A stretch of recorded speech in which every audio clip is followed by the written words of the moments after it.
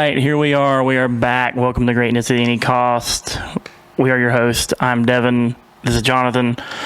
I guess we're just going to jump right into this, man. It's kind of funny. We were talking, like, we had to take last week off. We were talking the week before about doing an episode about bannings.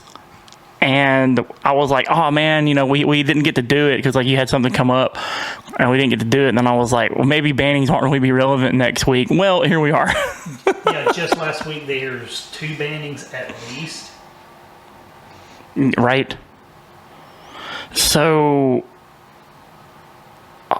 we're going to talk about this commander banning first. Hole breacher. Yeah, hole breacher. So 3/2 for a blue and 2 generic. A Merfolk pirate with flash. If an opponent would draw a card except the first one they draw in each of their draw steps, instead you create a treasure token. Could they have worded that any more like difficult to understand? Well, the reason they worded it that way is because it Narset makes it so that you can still draw 1 card a turn. Yeah. So you can still, like, think twice on someone else's turn or opt on someone else's turn. Okay. This means you literally only have your draw step. Draw, and that's it. Okay, I got you. So, because I don't play Commander a whole lot these days, explain to me why they banned this. Okay. I saw some stuff about why they banned it, but the minute this card came out, I put one in my commander deck, of course. Okay, the reason they banned this over the other ones, like you just said, Narset still lets you to draw 1 card. So if someone wheels on their turn, you still get 1 card. It's probably not going to do anything, but you still have it. Notion Thief, you can play it. If someone was going to draw cards, then you draw those cards instead until end of turn. The reason this one was banned was because not only does it compound with the will effect of your opponents don't draw and you get a whole grip, you get treasures to go off even further. So it not only is it like creating this kind of tax effect, but it's also just incidentally ramping you sort of. So just a normal will card, discard your hand, draw 7. Yeah. If every opponent does that, or every player does that, and you have 3 opponents, that's 21 treasures. Jeez. And most decks that play wheels play more than 1. Yeah. So you play a wheel, you get 21 treasures, you draw 7 cards, you probably have a dig, you can get another wheel, you do it again, you get 21 more treasures. Oh my God. So this isn't one of those things that like kind of had like a specific, this card and card X make a combo. It kind of just works on its own with a bunch of other random like value cards to just make something kind of gross. Yeah, like it's the avalanche. Yeah. Once it starts, it's kind of hard to shut down. Going to run over people. Well, the minute you get 40-something treasures made, it's like, I mean, normally just even 21 treasures is enough to do anything you need to do if your opponents don't have any cards to deal with it. Yeah. Now, treasures, like, this just shows how much I interact with treasures. Treasures, they make mana, right? Yeah, tap, sack, make 1 mana of any color. Yeah. That's ridiculous. Things like the Cannon Bonder deck makes it so those tap for... Yeah, I think your treasures end up tapping for 2. I'm not sure exactly how it's worded. So what was the other ban like a week or so ago that we were going to talk about? A week or so ago? Crap, what was that one? I don't remember. It was they just banned. What did they just ban? They just banned Book of the Exalted. Okay. Yeah, book. Yeah, so, the Book of Exalted Deeds. Okay, yeah, we'll talk about that one. That one's not even out yet. So, like, okay, let's talk about this. Let's talk about pre-banning cards before they're even dropped. So, I remember when was that Lutri was pre-banned in Flash Ikoria. Companion. Yeah, and it was like the fact that they knew that card. They knew that card was a commander card. Like, they knew it was a commander card. Like, no one's playing that in standard. Like, they knew that. And it's like, we made the most busted commander card ever and then immediately banned it in the only format it was really, like, viable in. Like, why even go through the effort of making a card like that when you know that's going to happen? Like, I'll agree with that to a point. Like, they have an R&D team. They know that card's not getting a lot of standard play. Well, look what else they did with Companions, though. Yeah. They completely revamped them because you had to pay money to put them in your hand and then play them. So, yeah, like... The thing that irked me about the companion thing was WotC can't find a like middle ground. It went from being busted to borderline useless. Yeah, like they couldn't find a way to because pay 3 mana to put it in your hand, and then pay its mana cost like after the fact or whatever. Like it makes it so slow, and it makes some of the like bigger ones not even worth playing. Like the concept of having it go to your hand for mana was I guess a good thing for it. My problem with that is, I'm not sure if it's just too much mana or if it's I think it's the just fact too that slow. you can only do it as a sorcery. Yeah, I think it's just too slow. I think it makes it like, so what you're going to take like when we've talked about like the tempo of Magic, turn 3 and turn such a crucial turn. Turn 3 and turn 4 are like the most crucial turns of the game, and you're just going to take turn 3 off to put this card in your hand, like pay 3 mana and do nothing on turn 3. So most decks can't do that. They know they can't afford to do that. So you're waiting late game in order for your companion to come into play when maybe it's not even relevant anymore, or it just. Do you think it would have they would have kept getting some play if it was instant speed 3 mana from from exile to your hand? That way you could hold up removal. I think it is and instant speed, isn't it? No, it's sorcery. Yeah. Okay. You can only do it at sorcery speed. That exactly. is infinitely worse. Yeah. So I don't play a companion. So because I tried playing Loris for like a little bit, and it was just not my style of deck. So I just abandoned it altogether. And this was before they even changed the rules. Like, I don't want to play dirtly weenies. I'm just not my style. The Loris deck. And I've seen so many decks now, which this is so funny to me. I've seen so many decks now that seem like they're running a companion and they never use it at all. They might not even be in like Loris, for example. Yeah, I know it's hybrid mana, but I've seen Loris as a companion in like a bunch of black-red decks, not black-white decks at all. And I'm like, why even? They never cast it. And I'm like, why even bother? Like, what? Like, just having that extra card makes some people feel like they have an advantage, even though when it's not really an advantage. Like, I think it's just like late game, non-interactable stuff. Like turn 7, you can put it in your hand and then play it, and then get a thing back from the yard immediately. Yeah. Like, maybe it's the concept of like being able to do something like that as like the last ditch effort, just in case.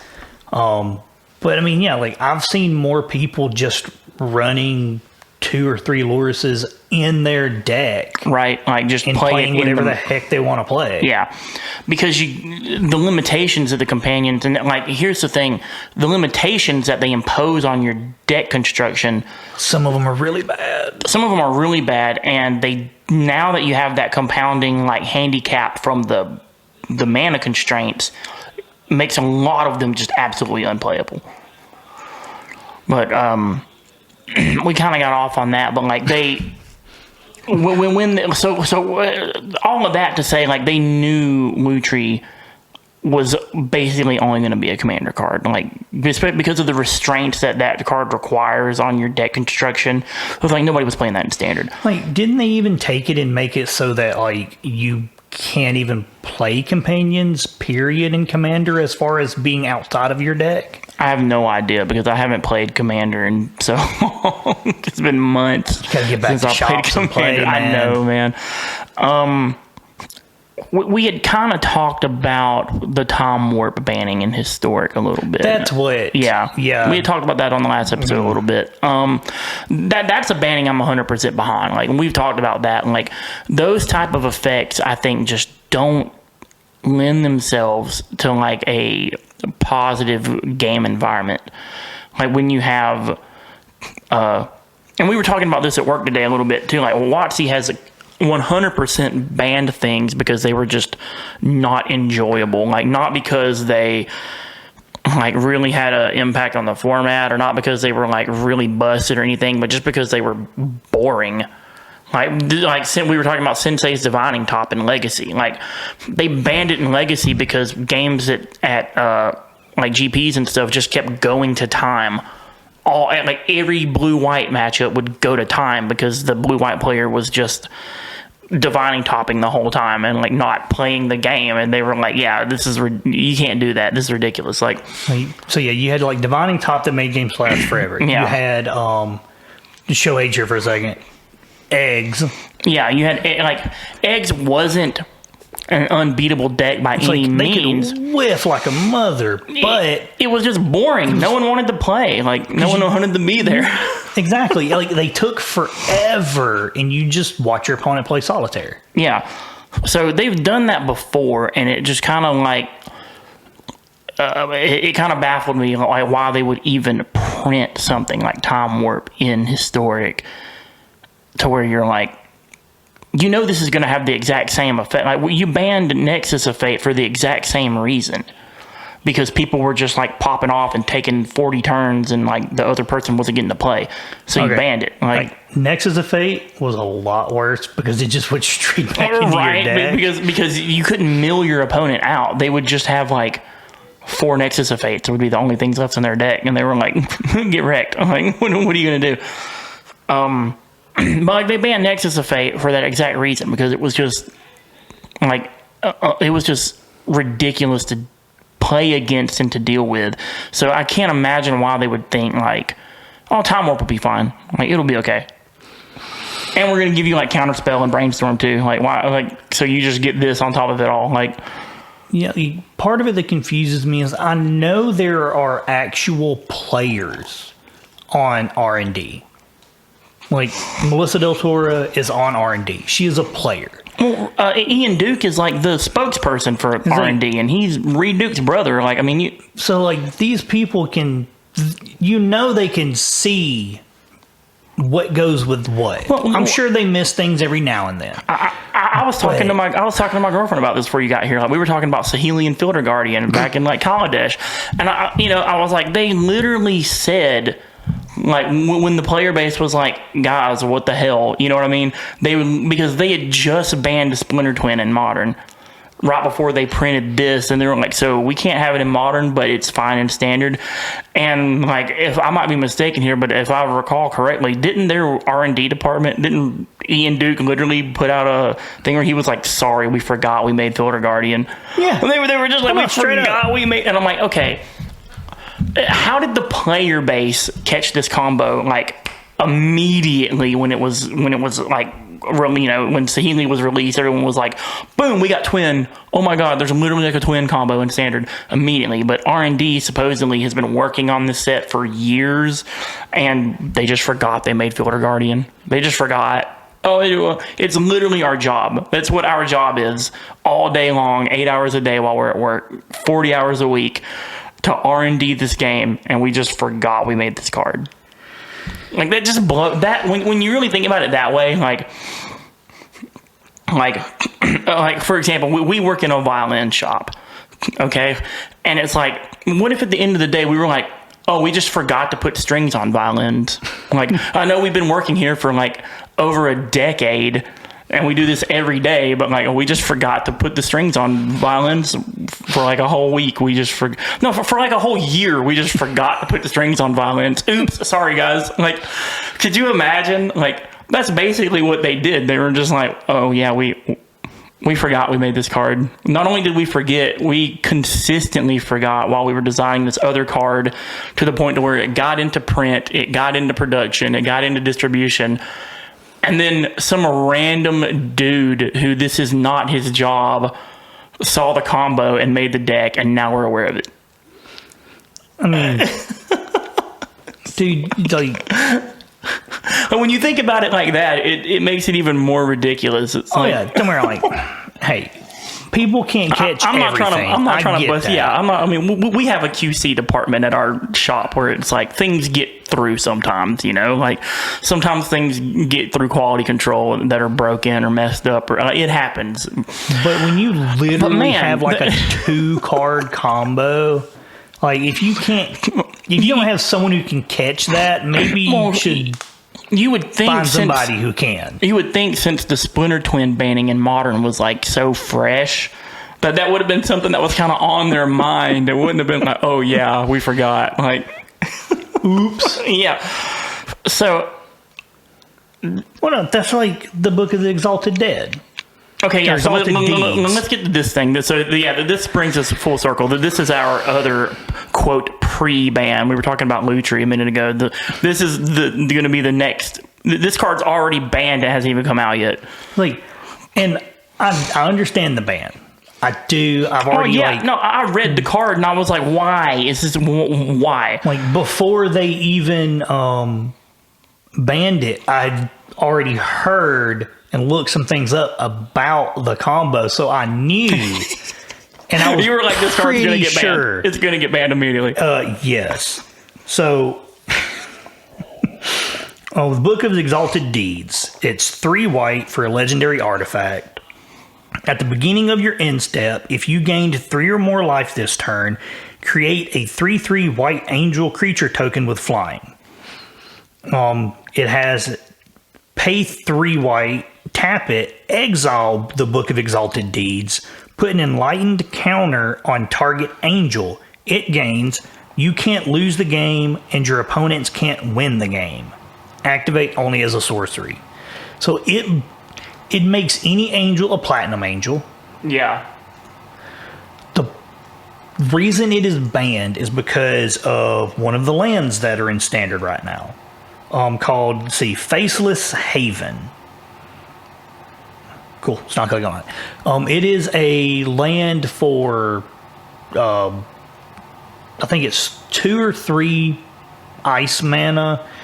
You can make it a creature that is every type. So the combo is you just make that a creature. You sacrifice this to put your counter on that, and then people can't get rid of it because who plays land destruction in standard? Yeah. Well, and we were talking about before we started rolling here, what it would do in arena. So kind of like break down and explain like what this card would do in the context of arena. Okay, it's probably the worst thing you could actually have happen in arena. Because it doesn't crash your system. It doesn't close your game out. And like you said, they've actually tested this, so they know this is what it would do. Yes. Because it doesn't involve anything on the stack. Yeah. So it won't crash the system. It'll just infinitely loop damage. No. You can't lose a game, your opponent can't win the game. So if you have one and your opponent has one, nobody can lose, nobody can win. The game draw out of your deck. Yeah, the game just never ends, basically. You never end, and you're in a consistent limbo of pass turn, pass turn, pass turn, pass turn, pass turn, pass turn. And someone has to concede. Well, I mean, obviously there's removal. Like, it would die to removal. You just never make it a creature. Like, once you make it a creature the first time, and it has the counter, the enlightened counter, you never have to turn it back into a creature. But you have to exile it. to make the creature. But the enlightened counter gives the creature that. So you make your land into a creature. You exile the book to put the counter on your land, and then you have a land that can turn into a creature that reads, "You can't lose the game. Your opponent can't win the game." I got you. So yeah, it's you and your opponent both have it, and if Someone just has to concede. yep, Yeah. unless people are running, like land destruction, which again is very rare in standard anyways, and usually they cost a ton, so no one's even going to run them. What's the land? Is it Faceless Haven? Yep. Faceless. All right, I'm looking at the combo right here. So Faceless Haven. Let's see. Let's blow this up a little bit so we can read Faceless Haven and just really. Dadgummit. The internet. All right. You can pay 3 mana. So Faceless Haven's a colorless land. You pay 3 mana. Faceless Haven, and it has to be 3 snow mana, right? Is that what I'm saying? Yes. Okay, so you have to pay 3 snow mana. Faceless Haven becomes a 4/3 creature with vigilance and all creature types until end of turn. It's still a land. So, oh my god. Yeah. So you exile Exalted Deeds. You put an Enlightened counter on the Faceless Haven you've activated, and then the Faceless Haven goes back to being a land. Yep, and it's not interactable unless they have a Yes, it's not land interactable destruction. unless they have a land destruction. And then at any point in time, instant speed, they can just pay 3 mana to not lose a game. No, it's there. Oh, it's just there. It's just there. Hold on. Yeah, the stipulation isn't that it has to stay a creature. God. Okay, the more I'm realizing about this, yeah, the more stupid it is. Yeah, there's no stipulation on it. So the counter, so you make Faceless Haven an angel, you put the counter on it, it goes back to being a land. And it still has the counter and still has the effect. Yeah, now you just have a land with this counter on it that no one can destroy because no one plays land destruction in standard or historic for that matter, really. Like, I mean, there is land destruction in historic, but it's trash. No one plays it. Like, me and you have talked about this before. Probably not on here, I don't think. But that is one thing people just don't do. That's like one of the taboos of Magic. Yeah, it's just like you don't play. Just, if you don't want to lose friends, lands. if you don't want to lose friends, you don't play land destruction. Like all the land destruction that people even use nowadays, that people are kind of fine with, are destroy your land but get another land. Well, so yeah, you got like Field of Ruin and stuff like that. So I mean, like Field of Ruin, Ghost Quarters, things like that. That's those are the definitely ones people really play, but those aren't in standard. Yeah, well, I don't think this set's going to be in standard, is it? This set that's coming out. Yeah, it as far as I think, yeah, it's going to be like a full actual set. That upsets me. I think it's supposed to be like one of the one-off by itself blocks, kind of like the core sets were. Yeah. Okay. There's literally a MTG Goldfish thing right here that says it's like a thumbnail for a video. It says Exalted Deeds combo standard. Oh my God! Why? Watsy, you have an R&D department. Like, I think they just again, it's the Fielder Guardian. Oh crap! We forgot that we printed that. So do you remember I'm trying to find it on. I'm on like Watsy's website looking at banned cards. I'm trying to find the standard ban list, which I guess this would be more like in the modern ban list, or well, I don't know, because none of these cards are even standard anymore. But do you remember it was like the summer of bannings.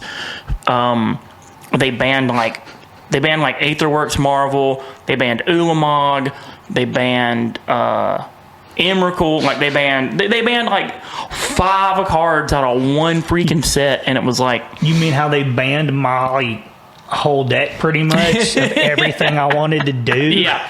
Well, because they kept nerfing it. They were like, okay, fine, we're going to ban Aetherworks Marvel. And then it was like, well, fine, we'll just hard cast Ulamog. We don't care, or we'll just hard cast Emrakul. And they were like, okay. Or I think at first they banned Emrakul. Wasn't Emrakul the first one they banned? I think so. Yeah, they banned like little things out of it. They banned Emrakul. And then we was just like, replaced it with another big thing. Like, well, dude, we'll just Aetherworks in the Ulamog, get wrecked. And then it was like, maybe Aetherworks is the problem. So then they banned Aetherworks Marvel. And then the deck was like still good. And then they just wound up banning what was the Rogue Refiner? They banned Rogue Refiner.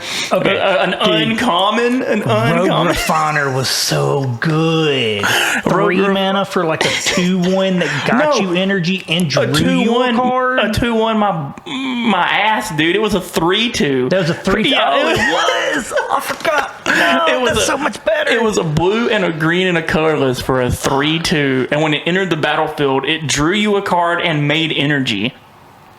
And it was an uncommon. And like, Watsy, please print more energy cards. Okay, let's just talk about energy for a second. Like, Watsy was like, what if there was cards that made free mana for you and that mana never left your mana pool? And you could just use it anytime you wanted to. So that was a dumb mechanic anyway. But yeah, Rogue Refiner was an uncommon. Dude, that card should have been a rare at least. And let's just talk about a blue card with that's a 3 mana blue card with 3 power. It's like, okay, guys, that's aggressive for blue. I mean, it was blue green, but whatever. But yeah, the drawing you a card and like being that tough to deal with, like, I mean, it did die to shock. That's like the one thing it had going against it, I guess, was that like, okay, I can shock this thing, get out of the way. But I don't care. It's already drawn you your card and made you free mana at that point. It's like what? You play it like, okay, sure, cool. Energy's you basically play it free turn mana. 3, you draw a card, and you get energy, and they shock it. Oh, wham. And then you play that late other game if you have like your Marvel, and then you played that, and then they shocked it. It got you an extra energy. Yeah. And you still drew a card. What was the other? Come on. What was the other thing that deck was playing for a while? The other 3 mana card that was a red and a blue and a colorless. Whirler Virtuoso? Yeah. Let me make all this free energy, and then I'm just going to dump it in the Whirler Virtuoso and make a boatload of freaking 1/1 flyers. It was like, yeah. Bro, did Thopters have flying? They didn't have flying, did they? Yeah, they had flying. Oh my god. His had flying, yes. And the greatest part was like you could dump all your energy. Yeah, sure, it took 3 energy to make one, but if someone was going to pump, your Virtuoso out of existence and you didn't have anything at that point, you just made 2 or 3 different Thopters. Yeah. And then later, if you drew your because like after they banned Marvel, you could play your Marvel, and then when they killed your Thopters, you just get 3 more energy back. After they banned Thopter, the whole game plan was just like, I mean, after they banned Aetherworks Marvel, the whole game plan was just like a crap ton of Thopters. Well, I guess we're just making a boatload of dudes now. Yeah. And then they dropped a green because like the only green card they played was it was a Rogue Tune with Refiner. the Ether, and yeah, they banned a tune. They banned a tune with the Ether. Yup. They banned a tune with the Ether. They banned Rogue Refiner. So then that deck just turned into a Grixis deck. They started playing Glint Sleeve Siphoner, which is Dark Confidant. And then they were just like, oh, I was going to use this energy to draw extra cards every turn and make a bunch of Thopters and counter everything you play. Bringing back the glory days of Magic. Come on. It's like no matter what they banned out of that deck, it just never got bad. It was just like, oh, well, okay, it's still good. It's like, still good. If they made it where energy disappeared at the end of your turn, yeah, it would have been a lot easier to deal with. I think that was their hiccup on it. Yeah, was the fact that it just never disappeared. They should have done something like what they did with, like what you just said, Webb, like what they did with Companion, how they modified Companion like early on in the format. They should have done that with energy. They should have made it where like at the end of your turn, you lose any energy that's in your energy pool. Yeah, like not as restrictive as regular floating mana, because some had the effects of when they attacked and they dealt damage, you could get some energy. So make it where, it's like you could still use that in your second main phase. The only downside I see to that is like that would have made cards like Glint Sleeve Siphoner useless. Yeah. You know what I mean? Like, yeah. But the whole energy format was just... And that was the same format, dude. That was the same format that had Alien Filter Guardian in it. Because that was the first thing that got banned in that format. Maybe they were just Guardian. Sleeping. Like, they had to have been sleeping at the desk that month. If you weren't playing Magic back during like Kaladesh format, you missed out. That format was ridiculous. Crazy. And something got banned like every other week. Like, for real. It was insane. And it kind of reminded me of like Modern for a little while, like the Modern format when it was going through its like growing pains and getting banned left and right. Like that's what happened in Jund was, you know, they banned. I was like, Jund was like the only deck anyone played, and then they banned Deathrite Shaman, and they were like, that'll do it, and then it didn't, and then they were like, well, no, did they ban DRS first or they banned Bloodbraid Elf first? I think they banned Bloodbraid Elf first. It was BBE. Yeah, they banned BBE first, and they were like, that'll do it.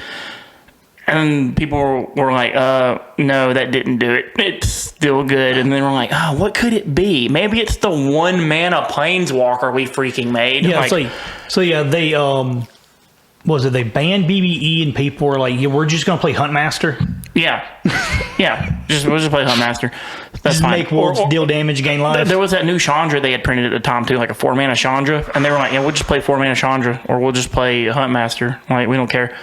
Or some decks were just straight up like, we just won't play red, bro. Like, there's a bunch of good stuff. Like, yeah, there's a bunch of good stuff in just Rock or Obzon. Like, we'll just play that. Yeah, that's variation. when the Obzon phase really started trying to take up. And like watch these like scratching their heads. They're like, what could it be? It couldn't be the 1-mana Planeswalker. We refer to Deathrite Shaman as a 1-mana Planeswalker because he had 3 abilities on him. It's like, oh, that's what it is. 3 abilities that were actually usable. Oh, not only were they usable, they were like really relevant. I mean, like we're talking about like bannable cards here, stupid OP cards. Like, dude, DRS was banned in Legacy too eventually, and it's like, what were they thinking? Like, here's the thing: I played Deathrite Shaman, and I'm very vocal about how sad I was when he got banned out of both formats. I was super upset. But what were they thinking when they made that card? Like, he mana ramps you, he gains you life, he does damage to your enemy, and he's a graveyard hate. So that's like main deck 4 super relevant things. Like, it's like the ultimate Swiss Army knife of a card. Like, it does everything you want it to do. Like, oh, by the way, it's 1 mana. 1 hybrid mana. Yeah, black or green. Like, totally splashable. Like, so many decks were like in Legacy, Delver was just playing him. Like, Grixis Delver is just splashing like 1 tropical island and playing 4 Deathrite Shamans. Like, it's like in Standard he was garbage. Nobody played him in Standard. Yeah.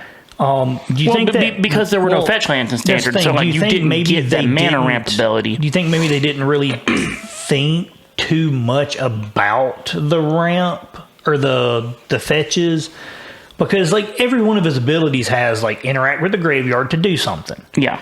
Do you think they overlook the fact that most modern Legacy decks, that half of their land base are fetches? Here's the thing: Modern at that time, like when Return to Ravnica came out, Modern was like a newer format. It only been around for a little while, so they were still kind of working the kinks out, like growing pains of it and everything. You know, Legacy. The thing about Legacy is you don't know what's gonna, like, you can't really design cards with Legacy in mind because you don't know what's gonna be relevant in that format. Like, there's too many cards to really make cards for Standard. Any kind of deck could pop up at any moment in time, and it's like, remember this random obscure common from 15 years ago, and now it's busted as all get out in this format. One of these random 15-year obscure cards that works really well just because this one wording is a little strange.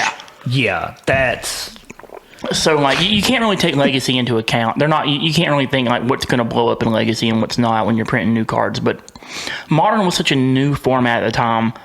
Now, you're right. It probably wasn't really on their radar when they were thinking about it. They were probably kind of thinking, like, you know, like, really, like, how the card was going to sit in Standard and how it was going to play there. And when they were, like, play testing Standard, and R&D in it, they're probably like, yeah, this card's balanced. Like sometimes you can like ramp something out. Yeah, it might be relevant late game if you like someone blows up one of your lands, or if you disc. I know that like Grizzly Salvage kind of decks were like real big during that time. Grizzly Salvage and mulches and things mulch like and that. stuff like that. So people were milling themselves a lot. So they're like, maybe you mill some lands into your graveyard, and then you can play Deathrite Shaman, and then you can use those. You know what I mean? So they weren't thinking like a turn 1 fetch land into like turn 3 Liliana of the Veil get wrecked, or turn 2 Liliana of the Veil get wrecked. Like they weren't thinking that, which is exactly what wound up happening in Modern. It was like turn 1 DRS, turn 2 Liliana of the Veil, turn 3 Bloodbraid Elf. This is like, what? Or like turn 2 Bob into a lightning bolt against one of their creatures or something like that. Dude, turn 2 Bob Thoughtseize You was like gross. It was like turn 1 DRS, turn 2 Bob Thoughtseize You. It's like, yeah, okay, cool, man, sure. Like the value there from like playing Bob and knowing that you're going to be netting cards on your opponent next turn while simultaneously being able to like take cards out of their hand that same turn, like brutal. So brutal. Or just like Liliana into turn 2 Liliana into turn 3 Bloodbraid Elf is like, I don't even want to play anymore. This is like, I'm done. There's no point in me even continuing this game. Like, because they would hit Bloodbraid Elf and probably fall like, oh, Bloodbraid Elf, Cascade, free Tarmogoyf. Like, see, that's the great thing about that deck. Like, if you could turn 3 a Bloodbraid Elf with Deathrite Shaman, at that point, any card you cascaded into was good. Yeah. So I understand why they were like, hey, we need to get rid of BBE. Because it was turn 3, able to get technically 7 mana's worth of stuff. It seemed like BBE was the problem. And then they realized that, no, just having this just getting it on turn 3 was the problem. Everything from turn 2 is earlier. That goes back to what we were talking about. How like turn 3 and turn 4 are like super pivotal, like my brain's not working. Pivotable points in the game. Like turn 3, if you can push those earlier a turn, they're so much better. If your quote unquote turn 3 can be your turn 2, and your turn 4 can be your quote turn 3, there's almost no way you can lose the game at that point. Like you get so far ahead of your opponent on advantage, especially when you're playing cards like Liliana of the Veil and Dark Confidant and stuff like that are pulling your opponent's hand apart or letting you draw more cards than your opponent. And that just goes to show you how powerful Deathrite Shaman was. Like he was an enabler. And you kind of see that a lot of cards that I've noticed that wind up getting banned aren't necessarily like the pieces of the combo themselves. It tends to be like the enablers. Oh, yeah, it's anything that lets you speed it up. Yeah. Usually. I mean, there are some cards that just outright will be banned, but like this card we were talking about just now, the Book of Exalted Deeds. It's like, yeah, that there's nothing enabling that. That's just stupid. Like it surprises me actually that the fact that they got rid of the book instead of the land, because the land is currently already in standard. And I understand that, and there's absolutely nothing wrong with it. Like it's a perfectly playable card. It's not super broken or anything. Like it's so conditional. You have to play snow lands to activate it and all this kind of stuff. So it's like, see, that's the thing that like confuses me. They didn't want to impact the format as it is already, like right now, because there are a lot of decks that play that land. So they didn't want to change those when you can. Like, why shake up a format that's already in place and like relatively stable when you can just ban a card that's not even out yet, that no one has, that's not even going to affect. Like now, to think about how gross this is going to be in like historic and stuff, though. Like you're going to get to see this stupid combo and what it can do. So I mean, that's the thing. It's like I'm not saying like ban Faceless Haven like today. Like they could have waited until the set filled it out. They could have just felt it out a little bit. Well, no, they could have waited until the cards actually released and then went, hey, this card's now banned. Yeah. Because I see like the Book of Exalted Deeds as it would get a lot more play even without Faceless Haven than I believe Faceless Haven would get. I mean, true. Because like it pumps you guys out, but you have to gain life. Like the White Weenie decks, you already have life gain decks in formats. And well, maybe that's another reason they went ahead and banned it too. Like just for that card, even in the context of the life gain decks, like it's going to be a gross card. So let's kind of like. So we've talked about a bunch of bannings, mainly like standard and commander and like historic and modern, more kind of prevalent formats. Like we could talk about legacy bannings, but I don't really think that. Who really plays legacy? Yeah, I don't really think that's super relevant.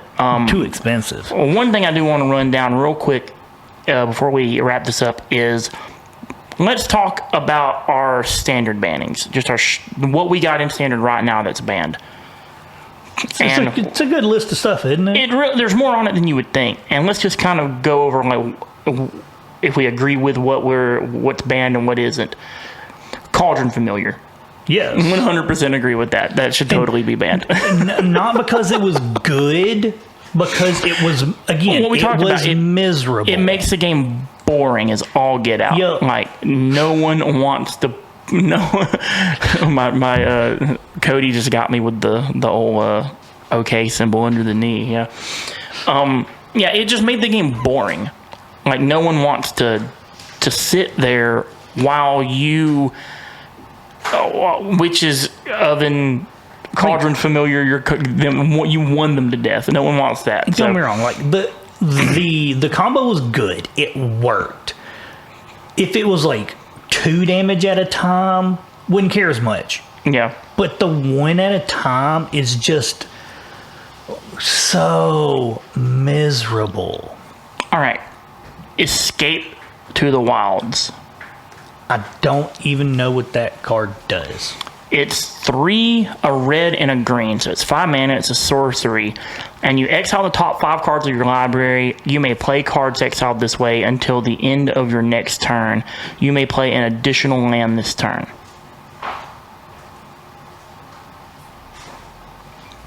I don't really know why this one got banned. I think there was some kind of combo at the time. Was that a card that people were playing with the one that untapped all your lands at the end of your turn or something? It might have been. Here's one that we all know. Fires of Invention. No, man, I'm fine with that. I have mixed feelings about Fires of Invention. Like, I really do. I'm trying to get it to like pull the card up. All right. You may cast spells only during your turn, and you can cast no more than 2 spells each turn. You may cast spells with converted mana cost less than or equal to the number of lands you control without paying their mana cost. Okay, yeah. Fires of Invention was the card you just read. Yeah, it's a 4 mana enchantment. So you could Fires of Invention, and then your next turn you play a land, you cast that, you get another land. You play the Escape to the Wilds, yeah, they kind of go together. So yeah, you get that, then you play a 6-drop. Yeah. Okay. So your turn 5, you play a 6-drop if you haven't ramped already. Yeah. And then turn 6, you play another land. If you have another one of those, you can play it, and then you can get something like, a 7-drop. So, I mean, yeah, I could see the interactions with them. Lucky Clover. There was a combo with that one. It's a 2-mana artifact. I cannot remember what the combo with that one was. Whenever you cast an adventure, instant, or sorcery spell, copy it. You may choose new targets for the copy. So the reason this is banned... the reason this is banned is because I have to play against it in Historic all the time because it's not banned in Historic, and I see this deck all the time. Is because it's stupid. Because you're like when they play, they play their Beanstalk Giant, they get to go get 2 lands. If they have 2 of these out, they get 3 lands. Oh man! Right when they play like Murderous Riders. Yeah, the Murderous Rider somebody. Oh, you get to kill 2 of their things. Yeah. Like a Brazen Borrower? You get to go get 2 cards out of your sideboard. No, bounce. It's bounce. That's the bounce one. Fae of Wishes. Fae of Wishes is the one I see all the time. Yeah. I was playing against the deck the other day. The guy had 2 of these out, and he played Fae of Wishes. You get 2 cards out of my sideboard. Right? Like, yeah, the Beanstalk Giant thing is the worst, though. When they start Beanstalk Giant and just ramping out with so this. how much is the Clover to 2 play? mana. So turn 2, turn 3, you play that, and Beanstalk cards come in untapped. Yeah. So you turn 3, hit a Beanstalk, you get 2 lands, and then you can play another 2-drop, which might be another Clover. Or it's a Growth Spiral. Ooh. Yeah, exactly. All right. So Growth Spiral, and then that means that turn 4, you can play another land from your hand, and then just play a Beanstalk Giant. Yeah, and it's a 9/9. Yeah. Ugh, no wonder they banned that. Yeah, Exactly. I'm 100% for that ban. That's ridiculous. I think this one goes without saying. It's your boy, Oko, Thief of Crowns. I was fixing a cuss, Devin. I almost said it. I have a couple of times already. When, I've this card. I've not done it this whole episode, and that reading that card almost brought it on. I've been trying to keep it to like PG curse words, but Oko makes you want to go straight like R-rated. You're just like, God. Dude, yeah. that. So 3 mana Planeswalker, already a bad idea. Blue, green, colorless. +2 create a food token. +1. So this is where they messed up. They gave him 2 plus. They gave him 2 plus abilities, right? So +2 is create a food token. +1 is target artifact or creature loses all abilities and becomes a green elk creature with base power and toughness 3/3. You get an elk. You get an elk. Oh, cool thing you played, doggy. You get an elk. You get an elk. Hey, you get an elk that doesn't even kill me. Oh man, I'm getting mana flooded. I wonder what I should do. I'll just create food tokens and then turn them all into elks. Like, well, I mean, yeah, just elks everywhere. And then his -5 is exchange control of target artifact or creature you control and target creature and opponent controls with power 3 or less. Yeah. Yeah. So, Oko kind of goes without saying. Like, that's why he's banned. Hey. Why isn't my computer working? Do you remember? My air conditioner just cut on and then cut off.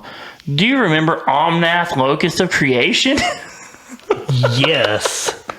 That was fun, but dumb. For 4 mana, for a red, a green, a white, and a blue, you get a 4/4 legendary creature that's an elemental.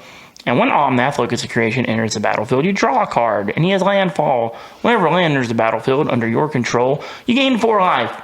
If this is the first time this ability has resolved this turn, if it's the that's what happens if it's the first time it's resolved. If it's the second time, you get to add 4 mana, everything minus black. If it's the third time, Omnath deals 4 damage to each opponent and each planeswalker you don't control. So, there were ways that this got absolutely McBusted in Standard. Yeah. Mm-hmm. Yeah. So that's Omnath. Computer. Why is my computer like 40 years old and it won't do the things? Once upon a time, a green and a colorless for an instant. Oh yeah, okay. I was like, I can't remember exactly what that card was. Yeah, that's... If this spell is the first spell you've cast this game, you may cast it without paying its mana cost. Look at the top 5 cards of your library. You may reveal a creature or land card from among them and put it into your hand.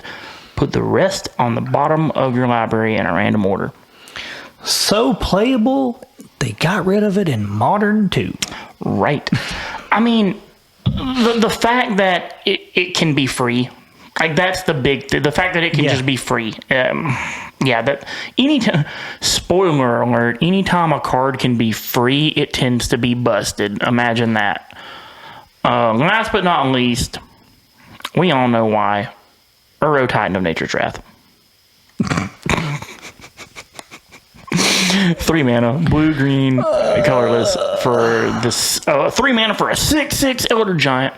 When he ETBs, you got to sack him though, unless he's escaped. Whenever he ETBs or attacks, you gain 3 life and you draw a card.